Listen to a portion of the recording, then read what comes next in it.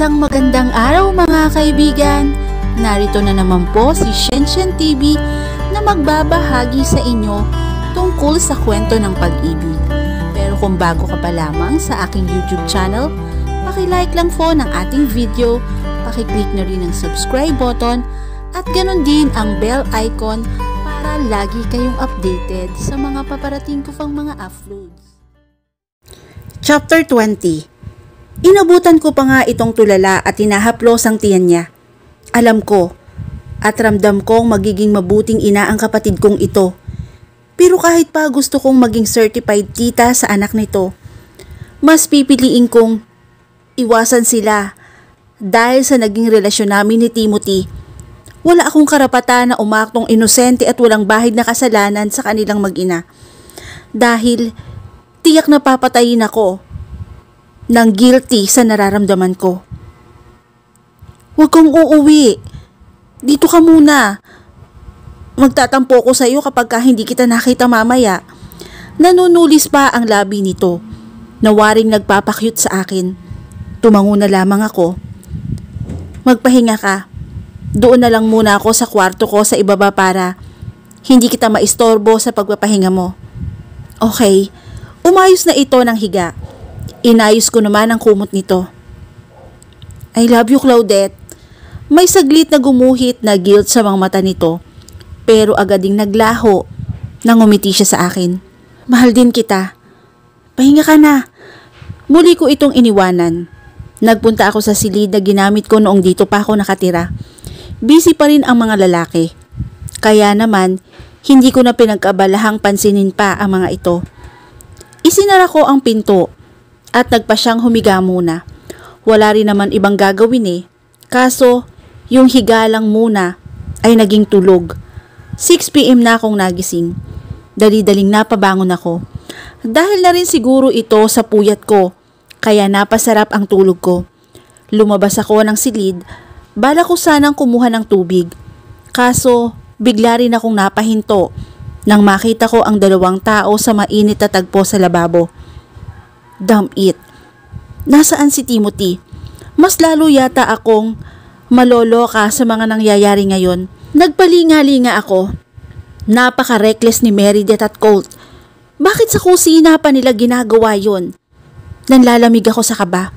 Sakto pang nakita kong pababa si Timothy ng hagdan. Automatic na kumilos ako para harangan ito sa paanan ng hagdan. What are you doing? Seryosong tanong nito sa akin. Isang malaking gulo. Oras na mahuli nito ang dalawa sa kusina. Nauuhaw ako, sister-in-law. Umalis ka sa daraanan ko. Masungit nitong ani sa akin. Hindi. Naguluhan naman ito. Pero ano bang dapat kong gawin upang hindi ito magtungo sa kusina? Excuse me, Claudette. Akmang hahawiin na ako. Nang pigilan ko itong muli. Ano ba? Mag-isip ka, Claudette. Nang titigan ko si Timothy ay nakita ko ang pagkainip at inis sa mukha nito. Fuck me, Timothy. What?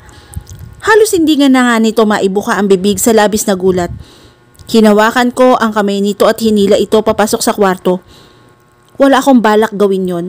Yun lang talaga ang lumabas sa bibig ko.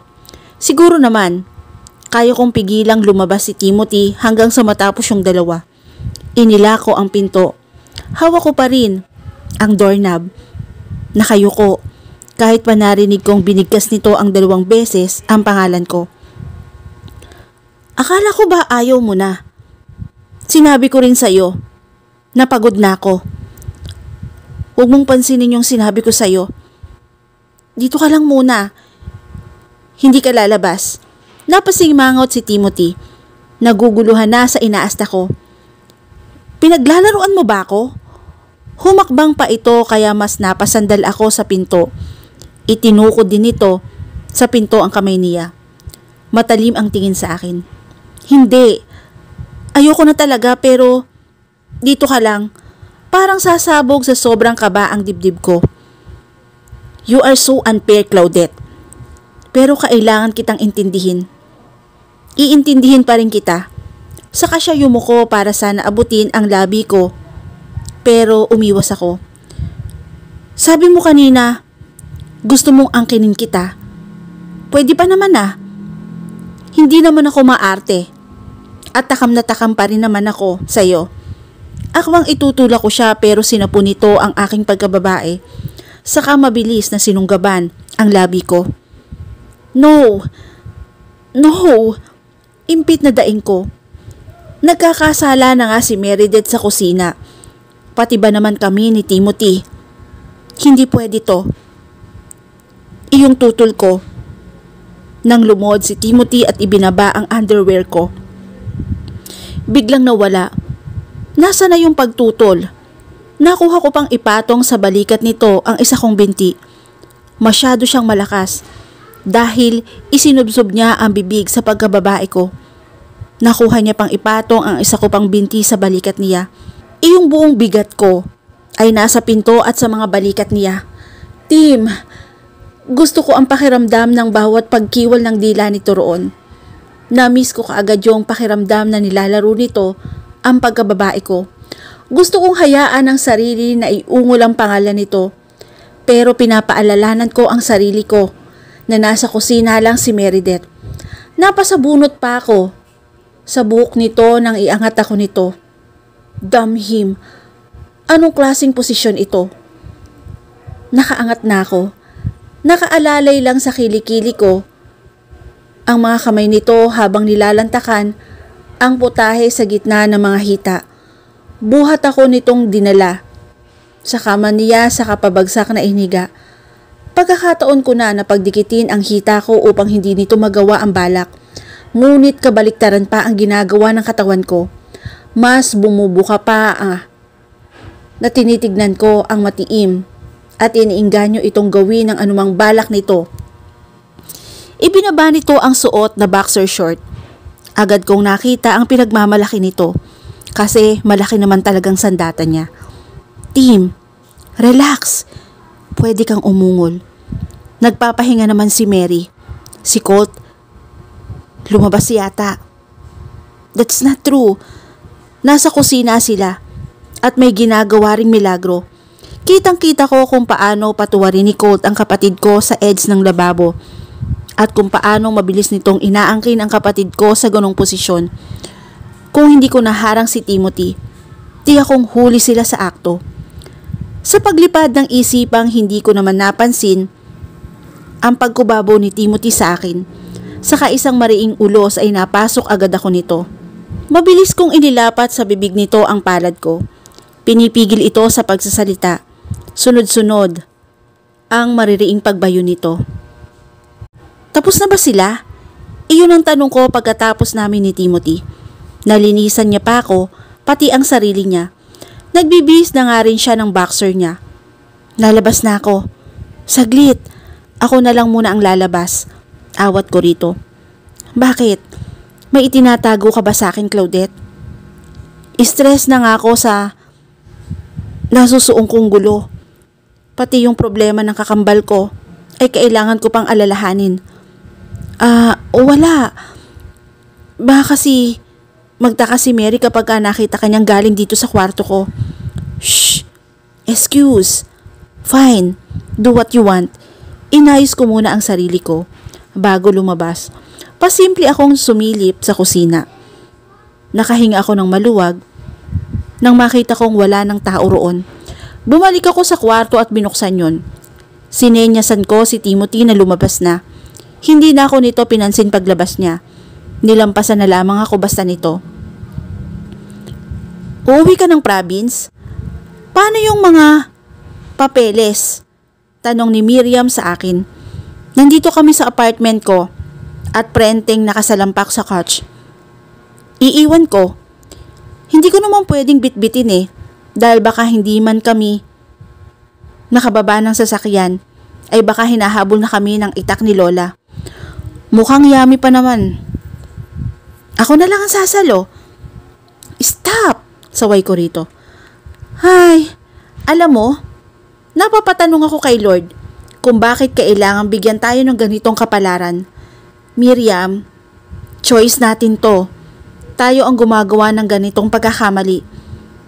Huwag mong banggitin si Lord. Dahil baka magulat na lamang ako, nasusunog ka na dyan sa kinaupuan mo. Hindi sinabi ng Diyos na makipagrelasyon tayo sa mga taong may asawa na. Hindi niya tayo inutusan. Tayo mismo ang gumagawa. At nagkamali. Ito naman, wagas ko mapambara. Pero isipin mo, bakit kasi hindi na lang dinamihan ni Lord yung matitinong lalaki para madaling pumili? Marami, hindi mo palang nakikita. Saka, matino ka ba? Shut up! Matino ako sa harap ng mga magulang ko. Alam mo ba? Halos laspagin ako ni Noel nung inuwi niya ako sa bahay nila. I feel so bad. Sa ilalim niya. Napangiwi ako sa sinabi nito. Hindi na dapat ako magtaka na may ginawa silang kababalaghan. Obvious naman na mahilig din sila. Ingat ka sa taong yun ha. Parang hindi mapapagkatiwalaan. Aba, sa akin siya mag-ingat. Baka isang araw magulat na lamang siya. Pag-aari ko na ang puso niya. Huwag masyadong umasa, Miriam. Sa itsura ng taong yun, gagawin ka lang pangkama. Ang sakit mo namang magsalita. Para namang sinasabi mong pakboy ang isang yon. Totoo naman ah. Abay, hindi nga nagpaligoy-ligoy sa pagsagot. Napailing pa ang dalaga. Ngumiti na lamang ako sa kabumuntong hininga. Nga pala, saka mo na babanggitin sa tatay mo yung sinabi ko sa iyo ha? Anong sinabi mo sa akin? Napasimangot ako sa tanong nito. Ang linaw-linaw kong sinabi kanina na ibilin sa ama nito na ako pa rin ang umuukupa sa bahay na ito para sa mga gamit na may iwan ko. Oo. Basta magtiwala ka lang sa akin. Kaya naman hahanap muna ako ng buyer. Pero habang wala pa, may iwan muna ang mga ito. Sabi ko sabihin mo sa ama mo na ako pa rin ang uupa rito. Iyon ba? Sige, walang problema. Pero sa isang kondisyon. Anong kondisyon? Kahit ako na lang yata ang magsabi sa tatay mo. Napahagik-gik ito at pinalo ang kamay ko. Samahan mo kong magbar. No, iyon agad ang sagot ko rito. Sige na naman. Aalis ka na? Wala naman akong friends eh. Magtatagal pa naman ako rito. Mabuburo. At alak lang ang maibibigay ng kulay sa buhay ko rito. Ayoko. Shh! Ang arte mo naman. Samahan mo na lamang ako. Kapag hindi ka sumama, yayayain ko si Noel dito. Tapos, magtitrisam tayo. Agad kong dinampot ang unan dito at hinampas ito. Kadiri ka. Sige na nga. Pero saglit lang tayo ha. Saglit lang sa trisam. Miriam, ano ba? Sa barang tinutukoy ko. Akala ko naman may chance eh. Inirapan ko ito. Nang sumapit ang alas 8 ng gabi, ay naghanda na kami. Saktong alas 9 ng gabi ay sakay na kami ng taxi. Wala namang choice ang matanda. Dahil ang dahilan ni Miriam ay dito ay nagpapasama lang ako. Pero sa aming dalawa, mas mukha naman itong pupunta sa bar. Ako nga'y pants at crop top lang ang suot, habang ito ay sexy sa suot niyang damit. Let's go! Tili nito. Nang makababa kami ng taxi, ito na ang nagbayad ng pamasahe naming dalawa. Hila-hila ako nito hanggang sa makapasok. Siksika ng entrance pa lamang. Pero dahil sa maalam si Miriam, sa kalakaran sa mga ganitong lugar, ay siya ang umasiste sa akin hanggang sa makapasok na kami rito. Grabe! Ang daming tirito. Malakas na ani nito. Hoy! Ano bang tingin mo sa mga lalaking yan? Nakahubad at iyon lang ang ari nila ang mahalaga. Umayos ka nga! Saway ko rito. Nakahanap pa naman kami ng pwesto nito. Nakatayo nga lang sa pinakasulok. Naihatid na ang alak na order namin. Hindi ako iinom para mabantayan ko ito. Iyon ang ipinangako ko sa sarili ko. Panay rin ang paalala ko rito na huwag masyadong uminom dahil hindi ko ito kaya, nakalad ka rin palabas. Look who's here. Agad kaming napalingon ni Miriam sa nagsalita. Tamang-tama kasi na huminto ang tugtog na magsalita ang babae. Si Veronica at Sandy. Kilala mo? Agad na tanong ni Miriam sa akin. Bahagya akong ngumiti at tumango. Kilala ko sila. Sila ang mga kaibigan ni Meredith na never kong nakasundo. Unang pagkikita pa lamang namin ay alam ko na sa sarili ko kahit anuman ang maging effort ko, hindi nila ako magugustuhan. Halatang mga lasing na sila. Hi Claudette! Bati nila sa akin. Saka tinignan ako mula ulo hanggang paa. Alam mo kung bakit never ka naming nagkamali sa pagkilala sa'yo at sa kaibigan namin? Bakit? Dahil laki ng pagkakaiba nyo ni Mary. Cheap ka. May crush siya. Sabay bungis-ngis ni Veronica. Hoy, nanglalait na kayo ah. Umalis nga kayo rito. Sita ni Miriam. Dinuro pa nito ang dalawang babae. Agad kong inawat ito. Ayaw ko ng gulo. Hindi gulo ang ipinunta ko rito. Hindi ko alam kung bakit mahal na mahal ka ng kapatid mo. Handa niyang gawin ang lahat para sa'yo. Masyadong tanga si Mary. Masyadong mapagbigay at maunawain. Nakakaawa lang yung kaibigan naming yun. Hindi niya masabi na hirap na siya. Bakit kaya hindi ka nalang umalis sa buhay niya? Baka sakaling bumalik sa dati yung saya na inagaw mo lang naman. Galit na ani ni Sandy. Excuse me? Lasing lang siguro kayo. Kaya ganyan ang sinasabi nyo. No, hindi kami lasing. Sadyang malandi ka lang talaga. Tama na yan. Umalis na kayo. Saway sa kanila ni Miriam. Hindi kami aalis. Sino ba kayo para paalisin kami? Mataray ring ani ni Veronica. Hindi kami aalis. Sino ba kayo para paalisin kami? Mataray ring ani ni Veronica. Hindi mo ba matanggap ang mga sinasabi namin? Mga agaw ka ng happiness. Tapos yung inagaw mo pa yung sa kapatid mo. Ang selfish mong babae ka. Ano bang sinasabi ng mga ito? Baka naman alam ni Meredith na may relasyon na kami ni Timothy. Tapos nabanggit niya sa mga kaibigan niya. Litong tinitignan ko ang mga ito. Alam mo, sana hindi ka nalang dumating sa buhay ng kaibigan namin. Lahat ng kasiyahan niya, inagaw mo sa kanya. Malandi ka kasi. Dapat, hindi ka na nabuhay pa dahil masyado kang makate. Napasinghap ako nang lumapit si Miriam sa dalawa. Si Veronica ang tinarget nito. Yung baso na punong-puno ng beer ay dahan-dahan nitong ibinuhos dito. Miriam! Gulat na ani ko. Pero tuloy-tuloy lang ang babae. Bale wala rito kung pinagtitinginan na kami ng lahat. Parang gusto ko na lamang magtago. Sa lahat ng ayaw ko ay maging center of attraction ng mga taong hindi ko naman kilala. How dare you? Tili ni Veronica. Pero mas naunang nakakilo si Sandy at hinablot ang buhok ni Miriam. Ito na nga ba ang sinasabi ko? Mabilis akong lumapit at pinigilan ko ang kamay ni Sandy. Pero mahigpit ang hawak nito sa buhok ng kasama ko. Tama na yan. Lasing lang kayo. Nakikiusap na ako. No! Magsama kayong dalawa. Malandi kayong pareho. This time, hinaklit na rin ni Veronica ang buhok ko. Kung si Miriam, agad na nakipambuno kay Sandy. Ako naman ay hindi nakagalaw habang hawak pa rin ni Veronica ang buhok ko. Lumabas ka. Ha? Huwag kang umarte ngayon na akala mo'y santa ka. Malandi ka? Mga agaw? Dahil sa'yo nasaktan at patuloy na nasasaktan ng kaibigan namin. Hinila nito ang buhok ko. Sa ako tinulungang pabagsakin sa sahig.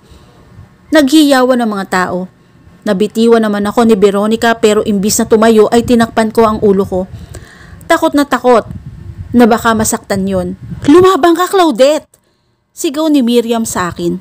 Nakita ko itong nakadagan kay Sandy at sapu-sapu nito ang unang nanakit dito. Tama! Lumaban ka! Palagi ka na lamang nananalo dahil sa bait-baitan mo. Makati ka! Mga agaw! Napahikbi na ako. Alam ni Meredith na nagkaroon kami ng ugnayan ng asawa nito. Nabanggit siguro nito sa mga kaibigan. Kaya ang mga kaibigan nito ang gumagawa ng hindi nito kayang gawin sa akin. Masaganang luha ang umago sa mga mata ko. Naramdaman ko ang pagsipa sa tagiliran ko, pero tinanggap ko lang yon. Nilamon na ako sa labis na takot. Hindi dahil sa pananakit ni Veronica sa akin, kundi dahil sa kaalamang alam na pala ni Mary ang sekreto ko. Namin ang asawa niya. Napahikbi ako. Hindi ko na alam ang nangyayari sa paligid ko. Basta nararamdaman ko na lamang na may bumubuhat na sa akin. Nang maamoy ko ang pamilyar, na pabango ay bahagya akong napanatag. Hanggang sa unti-unti nang lamunin ng kadiliman. Huwag ka nang mag-alala. She's fine now. Hindi naman nasaktan ang ulo niya. Base naman sa mga test na ginawa namin, ay nakita naming okay naman. Pinilit kong magmulat ng mata.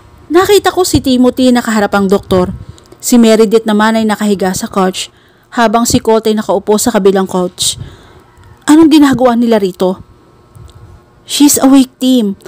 Pukaw ni Colt na nakatingin na pala sa akin. Agad namang lumingon si Timothy. Ang doktor ay nagpaalam na. At pagkatapos magbilin, lumapit si Timothy sa akin at ginagap ang kamay ko. Mabilis akong umiling at binawi yon sa kanya. Litong-lito ko ngayon. Paano nalaman ni Meredith ang kasalanan na hindi man lang nagwawala sa harap ko? Nakakulong na ang nanakit sa'yo. Bakit? Lasing lang sila. Lasing lang? Sinaktan ka nila, Claudette. Sigaw ni Timothy. I think hindi naman kailangang sumigaw. Nagising tuloy si Meredith. Agad itong bumangon. Nakakulong na ang nanakit sa'yo. Bakit? Lasing lang sila. Lasing lang? Sinaktan ka nila, Claudette. Sigaw ni Timothy. I think hindi naman kailangang sumigaw. Nagising tuloy si Meredith. Agad itong bumangon. Nakuha nga agad itong alalayan ni Colt. Timothy, lumapit si Meredith rito at hinaplos ang balikat ng lalaki na waring pinahakalma ito. Pakawalan nyo na sila. Ako ang nasaktan dito. Hindi kayo. Ang hiling ko'y huwag na silang ipakulong. Claudette, sa tingin mo ba ayos lang ang ginawa nila sa'yo? Hindi yun okay. Si Meredith naman, ang galit. Pero kaibigan mo sila, Mary. Kaibigan ko lang sila. Ikaw ang kapatid ko. Sa tingin mo ba'y pipiliin ko sila over you? Hindi, Claudette. Hindi tama na saktan ka nila dahil lasing sila. Dama ko ang disappointment nito sa mga kaibigan.